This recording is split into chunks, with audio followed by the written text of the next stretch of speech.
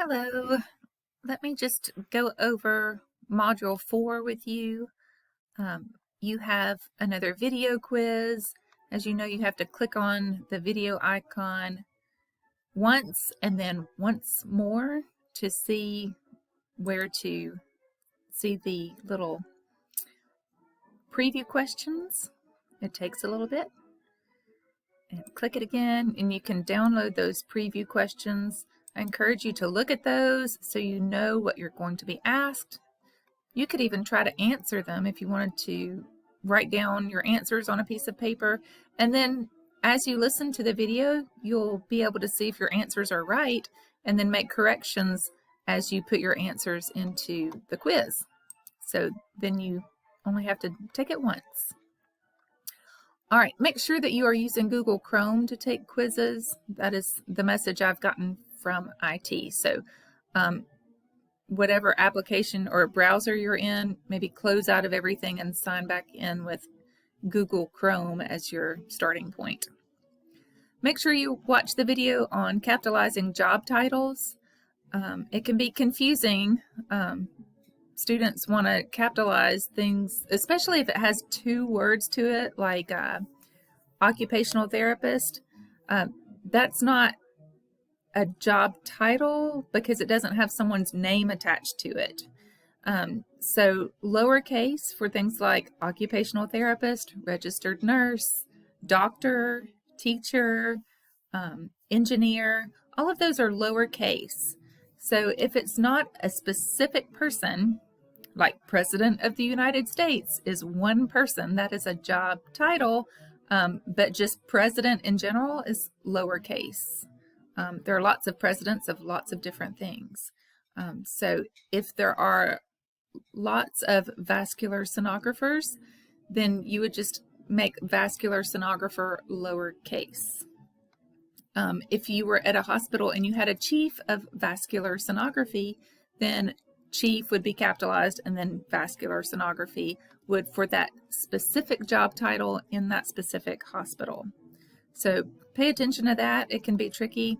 Part of why it's tricky is when you abbreviate something like registered nurse, you abbreviate it with RN, and those are capitalized. Those two initials by themselves are. So occupational therapy assistant is another one. OTA is capitalized when it's just those three letters together. But when you write it out as complete words, those are all lowercase. Here's a video on turning the outline into a draft. So make sure that you are aware that you're expected to revise. So look at the feedback you get on your outlines and the feedback maybe you've gotten on your working thesis and works cited. See what you need to revise based on those comments. Go back to My Grades and click on the rubric and the comments to see where you have gotten some feedback. I am not in Student View, so I can't do that for you. However, there are videos on here on Blackboard that show you how to do that. Check announcements to see those. In fact, check announcements daily. Okay, so here is how to see feedback. You may have to scroll down a bit for announcements if you are looking for something that may have been posted a little bit ago. And I post a lot of announcements, so make sure that you're looking carefully. Again, you're supposed to continue to revise, make your paragraphs bigger with more detail, more illustrations, more of your own reflections on the value of each aspect of each job and how it fits with your personal goals for your life and your career. This is one essay where I'm letting you use first person because I'm actually asking you to compare things that are important to you and explain why these things matter to you and fit for you in your life. The next couple of essays we write, you will not use first person. First person pronouns are I and me, we, us, things like that. All right, now once you finish your draft, you're not turning it into Blackboard just yet. You're submitting it to Upswing. Save it as a .docs, just like you would for turning it into Blackboard, but you're going to send it to Upswing for the tutors to give you feedback. Here's a video demonstrating how to use Upswing. Here is a link to Upswing. So you will click on the link to Upswing, or you can just do a Google search for Upswing. This one is already linked to Wallace State's Blackboard credentialing sign-in. So you're going to just use whatever you use to sign into Blackboard to sign into Upswing, and then you're going to upload as the video demonstrates. So when you get ready to do that, and really for all assignments, watch the videos. Do each step and pause the video to do the steps so that you don't get lost. It's really hard to watch one video and then think that you can do each step without doing it along with the video. Nobody remembers everything, even if it's a short video. So just watch 30 seconds, do what's in that 30 seconds. Watch 30 more seconds, do what's in that 30 seconds. All right, the goal for your draft is to improve it with the help of the tutors and by looking at your rubric. See how you're going to be graded on this essay. Okay, so you have an introductory paragraph worth 10 points. Make sure you have a hook and you have enough background and context in the introduction before you get to the thesis statement, which is where you are going to explain the 3 aspects of the 2 careers that you are writing about without saying, I am going to explain, or in this essay I'm going to write about, or this essay is about. Do not focus on the essay writing part in the essay. Focus on the ideas. I don't want to feel like I'm reading someone's required things, which is another reason for when you are integrating sources, don't use the word quote in your quotations or to introduce the quotations or to talk about them. Use the word idea or phrase or something where your focus is not on the fact that you are required to put in a certain number of quotes. Sometimes it sounds like you're quoting someone else, and that's not the goal either. You want to just quote a source, and you don't want it to sound like the source you're quoting is quoting someone else. So do not use the word quote, even though you are quoting at least 2 sources, and you're using 6 quotations. So you'll use quote burger colors.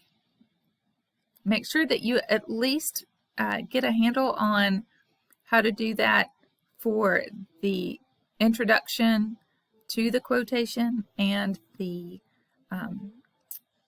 parenthetical citation. So the signal phrase is red, the parenthetical citation is highlighted in yellow.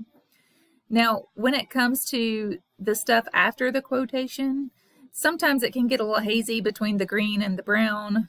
The green is the sentence after the quotation. You could just make any sentence you have after the quotation green. And then sometimes that reaction to the quotation or explanation of the quotation that's green leads into the so what part of the thing that comes after doing the green part. That's okay. It's hazy between the green and the brown. It just will encourage you to make sure you have at least 2 sentences after you've quoted something. So make sure that you use the colors to the best of your ability. And of course, the main idea sentence is also brown because your so what connects back to the main idea sentence. Those are your buns, and that's why it's a quote burger. It's because we have a whole big meaty body paragraph. All right, the concluding paragraph should start with the thesis stated in a new way. Then you should go to a review of the main points in your essay, and then finish with a conclusion that's like the big so what. Why does any of this matter? How might your reflections on what you may do for a career be good for you to consider at another time, or for other people to apply to other situations, or when they're choosing their own careers? That's how to make the conclusion kind of answer the big so what. Another way to end is to go back to the hook. So if your hook statement where you started the essay was something that talked about what you liked as a child, and or how you became interested in your careers at all, hooking back or linking back to that hook kind of brings your essay full circle. So try to do that. That's a really good one, especially for this essay. I like it for all essays really, because reminding your reader of how you started makes them feel that sense of closure and cohesion, like, oh, I see how all of this that's been discussed throughout the essay relates to how you started the essay. So that's really good. Make sure you transition to connect comparisons or things that contrast. That giving the reader a clue about where you're going with your comparisons or whether you're contrasting, that's very helpful for the reader and makes the whole paper flow smoothly. Another important part is making sure your sentences are grammatically correct and that your writing is engaging. Also, make sure that you use correct punctuation. The tutors can really help you with this. And if you get your tutors' feedback in plenty of time, you could revise and send it back that day and get even more suggestions for revision.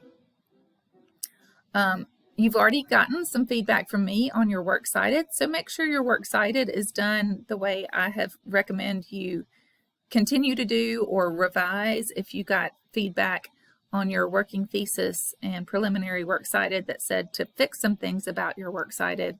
Go ahead and do that. Also, you should have a captivating title, and I have put a video on Blackboard for you to review titles. How do you write a good title? Actually, that is in the next module. So when you're getting ready to finally finish your essay and turn it in, you'll see that in the next module. But go ahead and be thinking about a good title, even as you're writing your draft. You also have a grammar test review. Here's a practice test, and here is a link to all the videos that help you answer these questions. I encourage you to look at the practice test and try to answer the questions on your own paper first, and then go back and watch the videos to see what answers are the correct answers. Looking ahead at the next module, you are going to be getting your feedback back from Upswing. Now, it takes up to 3 or 4 days to get things back from Upswing, so do not wait until the Upswing feedback is due to me for a grade to get it to Upswing.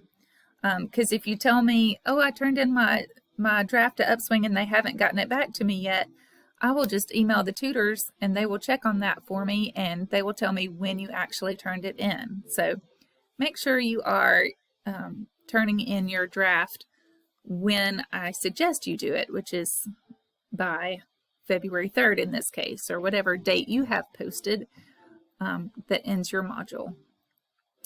So you are going to turn in the Upswing feedback to me in Blackboard.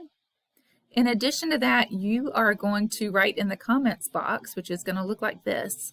When you go to click and submit, here is the place where you browse local files to upload the Upswing feedback, the file with the comments from the Upswing tutors, and then you're going to write in this box and then click submit. So you're going to write 2 sentences. One thing I need to work on is blah, blah, blah. Another thing the tutor suggested that was helpful was blah, blah, blah. So you're going to do that. Here is how to write a good essay title, and here's the video. And after you have revised your draft and done that well, in addition to turning in that feedback and showing me you've done that, you're going to turn in the final revision of the essay by the date listed in the title here. Again, I have the rubric for you, same rubric. Here's how to upload something to Blackboard. Here it is again. I have it 2 places. So make sure that you upload on time. You will lose 20% per day any assignment is late, which means after 5 days, there are no points left to be had. If you're an online student, there are no weather days and no sick days for you. So make sure that you get your stuff in on time. Also, if you're a day late, that's better than having no assignment turned in at all. So make sure that you turn in something, better than not having it turned in